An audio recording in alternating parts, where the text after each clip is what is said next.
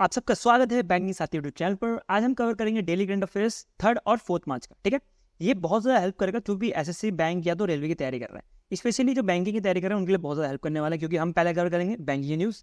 Banking news में आपको एक लेटेस्ट रिपोर्ट मिलेगा आरबीआई की तरफ से कि इसमें बोला जा रहा है जो भी क्रेडिट कार्ड जो खर्चा करते हैं लोग, वो जो है 27% इंक्रीमेंट हुआ है ईयर ऑन ईयर, मतलब कि पिछले साल से 27% इंक्रीज हुआ है। तो इस साल जो हुआ है वो आप देख सकते हो 18.26 ट्रिलियन जो है लोग जो है खर्चा कर रहे हैं इन फाइनेंशियल ईयर 2024। और जो पिछले साल था 2023, फाइनेंशियल ईयर 2023 में वो जो था वो 14 ट्रिलियन था। 14 ट्रिलियन से जो है 18.26 का जो ट्रिलियन जो ग्रोथ है, इसको बोला जा रहा है जो 27% का ग्रोथ मिला है। इसके साथ ही जो फाइनेंशियल ईयर 2024 है, इसमें टॉप 4 क्रेडिट कार्ड जो इशू करने वाले बैंक्स है वो बनते हैं HDFC bank, SBI bank, ICICI bank और एक्सिस बैंक। इसके साथ ही 10 और है जो उसका जो रैंक है 5 से लेके 14 तक आता है। तो वो बैंक के बारे में हम थोड़ा बहुत कुछ पढ़ लेते हैं।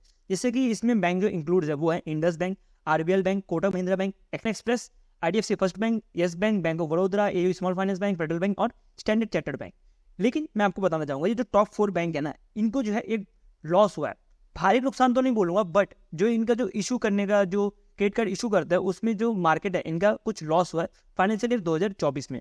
और ये कितना लॉस हुआ है वो हम देखने से पहले हम ये देखते हैं कि कितना कितना मार्केट शेयर है हर एक बैंक का। जैसे कि आप देख सकते हो HDFC बैंक में जो क्रेडिट कार्ड यूज़ करते हैं वो पूरे इंडिया में 27% है, और जो ICICI बैंक का यूज़ करते हैं वो 17.46 है, और SBI में जो यूज़ करते हैं card as a credit card use करते हैं वो 17.94 है, और एक्सिस बैंक यूज़ करने वाले 11.98 है, मतलब 12% के आसपास मार्केट शेयर जो है एक्सिस बैंक का है। अगर आप टोटल मार्केट शेयर देखो, ये टॉप 4 के ही जो है 74 कैप्चर करता है। ये जो है मैं आपको डेटा बता रहा हूँ 2023 का, लेकिन 2024 का ऐसा आप डेटा देखोगे तो आपको मिल जाएगी HDFC जो है 26% मार्केट शेयर है, ICICI बैंक का 18 है, SBI का 15 है और एक्सिस बैंक का 11 है। जो टोटल जो मार्केट शेयर बनता है इसके बाद वो 71.98 बनता है। इसका मतलब जो पिछले साल था 2023 से और जो इस साल है 2024 में, इनमें जो है 3% के अप्रॉक्सीमेटली जो है गिरावट हुआ है, जो भी क्रेडिट कार्ड जो है खर्चे के लिए यूज़ किया जाता है। आपको 5th से लेकर 14 रैंक बताया बैंक्स का, उनमें जो है एक थोड़ा सा इंक्रीमेंट हुआ है। पिछले साल जो था वो 22% के आसपास था, इस बार जो है 24% के आसपास है। मतलब क्या हुआ कि जो टॉप 4 है इसको छोड़ के भी जो दूसरे बैंक के जो क्रेडिट कार्ड्स है वो भी लोग यूज़ करना पसंद कर रहे हैं। ठीक है, एग्जाम पॉइंट ऑफ व्यू से आपको इतना ज़्यादा नहीं याद रखना है कि सारे के सारे परसेंटेज और अमाउंट याद रख लिया। आपको सिर्फ इतना याद रखना है कि टॉप 4 बैंक कौन कौन से हैं, और जो टॉप 4 बैंक्स हैं इसमें कुछ ना कुछ डिक्लाइन आया है, ये बस आपको याद रखना है। आप याद रख सकते हो, परसेंटेज याद रखना है तो 71.98% याद रखना, इसके अलावा कुछ काम का नहीं है। इसके साथ ही हम देखते हैं कि कितने जो है क्रेडिट कार्ड इशू किए गए हैं इस बार। अगर आप देखोगे तो वही 4 बैंक आता है जो सबसे ज़्यादा क्रेडिट कार्ड जो है इशू करता है, और इसमें आपको दिखेगा कि डिक्लाइन आया है। जो पिछले साल था 2023 में 71% था, लेकिन इस बार जो है थोड़ा सा डिक्लाइन हो गया और ये 69.4% हो गया। लेकिन जो 5th से लेकर 14 जो रैंक में आते हैं बैंक्स, उनमें जो है थोड़ा सा इंक्रीमेंट हुआ है 23 से लेकर 25 तक। ठीक है, और अगर हम बात करें कितना जो फाइनेंशियल ईयर 2024 में कितने नए क्रेडिट कार्ड बनाए गए हैं, ये बनाए गए हैं टोटल 1.6 करोड़ जो है क्रेडिट कार्ड जो है इशू किया गया है फाइनेंशियल ईयर 2024 में।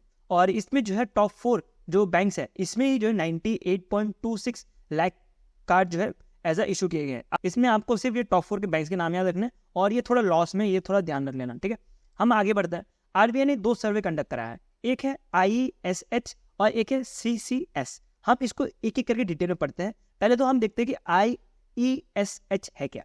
IESH मतलब कि inflation expected survey of household, और CCS मतलब कि कंज्यूमर कॉन्फिडेंस सर्वे। अब ये दोनों सर्वे करने का कारण क्या है, ये जो अपकमिंग जो बाई मंथली मॉनेटरी पॉलिसी आ रही है जो कि जून 5 से लेकर जून 7 2024 के लिए होने वाला है, तो उसको कैसे प्रिडिक्ट किया जाए, जो भी रेट्स होता है रेपो रेट, तो उसी के लिए ये सर्वे कंडक्ट कराया जाता है, और ये सर्वे जो है इस बार RBI ने किया है। अब हम ये जो सर्वे कंडक्ट कराया इसके बारे में डिटेल में पढ़ते हैं वन बाय वन। जैसे कि जो IESH है ये क्या करेगा, ये प्राइस मूवमेंट और इन्फ्लेशन देखा जाएगा based on individual consumer basket. मतलब कि इंडिविजुअल जो है किस हिसाब से चीज़ों को कंज्यूम कर रहा है उसके बेसिस में जो है इन्फ्लेशन क्लाउड किया जाएगा, और उसी के बेसिस पे जो है अपकमिंग मॉनेटरी पॉलिसीज में चेंजेस किए जाएंगे। नेक्स्ट जो सर्वे है वो है CCS मतलब क्या हो, ये जो है रिस्पॉन्स लिया जाएगा from a house hold regarding the sentiment on the general economic situation, employment scenario कैसा है, प्राइस लेवल कैसा है, हाउस होल्ड की इनकम कैसी है, स्पेंडिंग कैसी है, ये सब के बेसिस में लिया जाएगा। अगर आपको मैं बोलूँ कि एग्जाम पॉइंट ऑफ व्यू से क्या इंपॉर्टेंट है, आपको ये 2 सर्वे के नाम पता होना चाहिए, IESH का फुल फॉर्म पता होना चाहिए और CCS का फुल फॉर्म पता होना चाहिए। इसके अलावा आपको इतना डिटेल में जाने की जरूरत नहीं है कौन सा सर्वे क्या करता है। नेक्स्ट न्यूज़ के ऊपर चलते हैं। Next news, neo bank Fi ने सिक्योर किया है NBFC license from the RBI. अब हम पहले तो ये समझते हैं कि नियो बैंक होता क्या है। नियो बैंक उस बैंक को बुलाया था जिसका कोई फिजिकली प्रेजेंस नहीं होता बल्कि एज ए डिजिटली काम करता है। तो इसमें एक बैंक है जिसका नाम है एफआई। एफआई का आपने ऐड भी सुना होगा। ये एफआई जो है एक तरह का नियो बैंक है। किसका तरफ से आता है? ये आता है एपीफी टेक्नोलॉजी प्राइवेट लिमिटेड तरफ से, और इनको जो है एनबीएफसी लाइसेंस मिला है। अब आपके मन में एक क्वेश्चन चल रहा होगा कि एनबीएफसी के लिए रजिस्टर कैसे किया जाता है, तो हम थोड़ा उसके बारे में डिटेल में पढ़ लेते हैं। एनबीएफसी के लिए रजिस्टर करने के लिए पहले तो कोई कंपनी हो उसको रजिस्टर करना पड़ेगा अंडर द कंपनी एक्ट 2023 और 1956 का जो भी एक्ट है उसके अंतर्गत।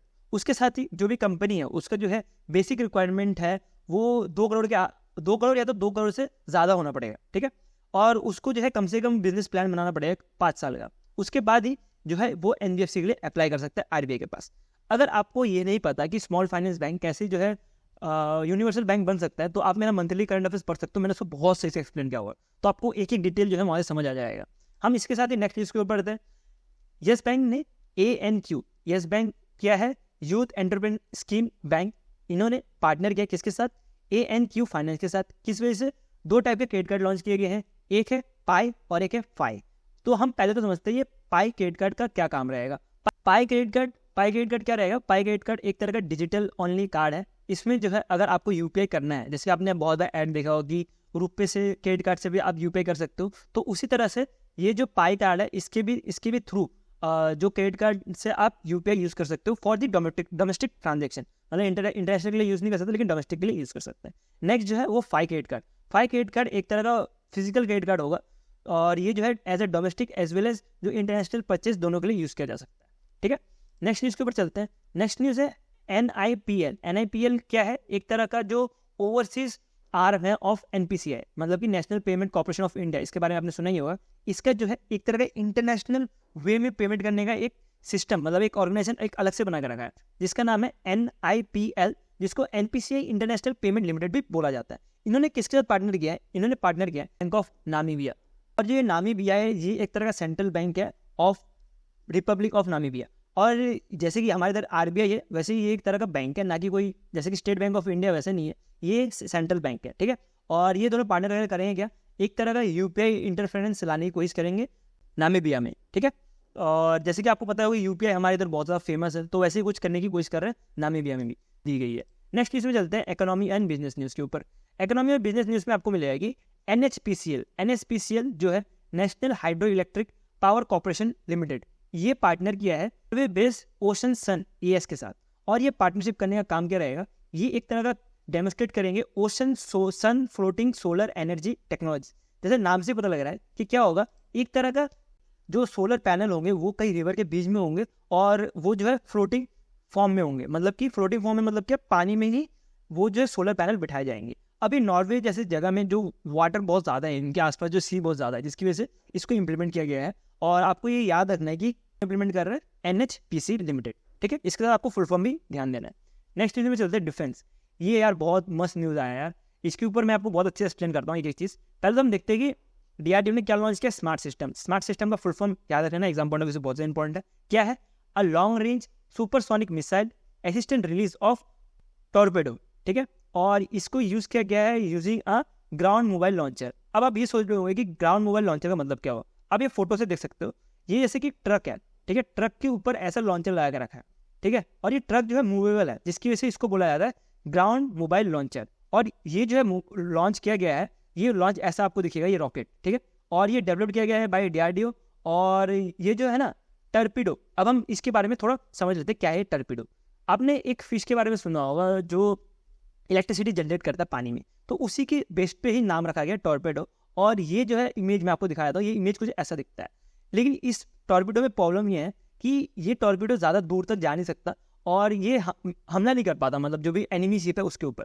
तो इसको हमला करवाने के लिए ही ये जो है स्मार्ट सिस्टम डेवलप किया गया है और ये जो है सक्सेसफुली अभी लॉन्च हो गया है। बारे में थोड़ा डिटेल में पढ़ लेते हैं। अभी टॉर्पेडो क्या कर सकता है? टॉर्पेडो जो है अबव और बिलो द वाटर सरफेस भी यूज़ कर सकते हैं। और इसके पास एक self propelled towards a target with a explosive warhead, मतलब कि इसके पास एक सेल्फ प्रोपोलेट रहता है। जैसे कि आप ये देख सकते हैं ना पीछे साइड में, ये जो चीज़ है ना ये घूमती रहती है, जिसकी वजह से ये कहीं भी मूव कर सकता है। इवन ये वॉरहेड कैरी कर सकता है और ये बहुत ज़्यादा डैमेज कर सकता है। कोई भी सबमरीन को या तो कोई भी शिप को, तो इसी की वजह से इसको बनाया गया है। लेकिन इसमें जैसे मैंने आपको पहले बताया कि इसकी जो है रेंज कम है, तो इसी रेंज को बढ़ाने के लिए स्मार्ट यूज़ किया गया है। और स्मार्ट क्या करता है, दोनों जगह से लॉन्च कर सकते हैं, कोस्ट से भी और वॉरशिप से भी। और स्मार्ट का जो रेंज है ये बहुत ज़्यादा इंपॉर्टेंट है एग्जाम पॉइंट ऑफ व्यू से। स्मार्ट का जो रेंज है वो आपको मिलेगा 643 किलोमीटर तक, जिसकी वजह से इसकी जो रेंज है टॉर्पीडो की वो बढ़ जाती है। जैसे कि टॉर्पीडो की रेंज कितनी है, 20 किलोमीटर। 20 किलोमीटर के अगर आगे आपको अटैक करना होगा शिप के ऊपर तो आप नहीं कर पाओगे। लेकिन by using this smart technology आप जो है इसको टोटल 1000 किलोमीटर तक भी फायर कर सकते हो। तो ये फायर का रेंज अभी 700 किलोमीटर के आसपास हुआ है और फ्यूचर में ये बढ़ के कुछ 1000 किलोमीटर के आसपास भी हो जाएगा। और ये जो है कितना वॉरेट उठा सकता है, ये जो है 50 किलो तक वॉरेट उठा सकता है, ठीक है। और इवन ये यूज़ कर सकता है parachute based release system for payload delivery. Payload delivery के लिए पैराशूट बेस्ड रिलीज सिस्टम भी यूज़ कर सकता है। नेक्स्ट हम चलते हैं स्पोर्ट्स न्यूज़ के ऊपर। स्पोर्ट्स न्यूज़ में आता है अभी एक ग्रैंड मास्टर टाइटल मिला है। मैं आपको बोलता हूँ कि ग्रैंड मास्टर जो है ना लास्ट में एक बार पढ़ लेना चाहिए, मेरा मानना ये है। लेकिन ये ग्रैंड मास्टर जो है टाइटल इंपॉर्टेंट बन जाता है ये क्योंकि इंडियन प्लेयर वैशाली रमेश बाबू को मिला है। और ये वैशाली रमेश बाबू इसलिए इंपॉर्टेंट बन जाती है क्योंकि इनके साथ ही इनके जो भाई है जो कि GM रमेश प्रज्ञानाथा है, इनको जो है वर्ल्ड में पहला ग्रैंड मास्टर बने हैं जो कि ब्रदर एंड सिस्टर ड्यू है, जिसकी वजह से ये एग्जाम पॉइंट ऑफ व्यू से बहुत ज़्यादा इंपॉर्टेंट हो जाता है। प्रज्ञानाथा के बारे में आपने तो बहुत बार न्यूज़ में सुना ही होगा। अभी स्पोर्ट्स का न्यूज़ तो नहीं है लेकिन मैंने आपको इधर ही ऐड कर दिया है बिकॉज मैं आपको मोस्टली बोलता हूँ कि डेज जो है ना आपको डेली बेसिस में नहीं पढ़ना चाहिए। लास्ट में आप एक ही बार में उठाओ और उसको पढ़ लो जो इंपॉर्टेंट डेज होते हैं। लेकिन ये जो है इंपॉर्टेंट डेज में नहीं आता, ये इंपॉर्टेंट वीक में आता है। इसकी वजह से मैंने आपको जो स्पोर्ट्स है इधर मैंने आपको ऐड कर दिया है। ये क्या है, वर्ल्ड इम्यूनाइजेशन वीक। आप इसमें डेट बहुत ज़्यादा इंपॉर्टेंट है। वर्ल्ड इम्यूनाइजेशन वीक का डेट कब से कब तक है, अप्रैल 24 से लेकर 30 तक 2024 के, ठीक है। और इसका जो थीम है ये भी इंपॉर्टेंट है, humanly possible immunisation for all, ठीक है। एग्जाम पॉइंट ऑफ व्यू से थीम, डेट और जो वीक है इसका नाम याद रखना बहुत ज़रूरी है। आजकल डेज से ज़्यादा वीक के ऊपर ज़्यादा फोकस करना है, बैंक एग्जाम हो या SSC। तो आप जो है वीक में ज़्यादा ध्यान दो और जो डेज भी होते हैं ना सारा का सारा पढ़ने की जरूरत नहीं, जो इंपॉर्टेंट डेज होता है वही पढ़ो। इवन जो अपकमिंग जो मंथ है या तो वीकली में जो इंपॉर्टेंट डेज है वो एक बार में कवर कर लेंगे, ठीक है। नेक्स्ट इसके ऊपर चलते हैं, अवार्ड और अपॉइंटमेंट।